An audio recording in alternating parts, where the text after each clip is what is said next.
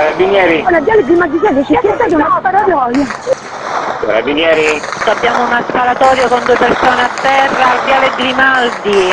Va bene, stiamo andando due pattuglie. C'è un ragazzo qui sotto a terra! Dì che forse ce n'è un altro!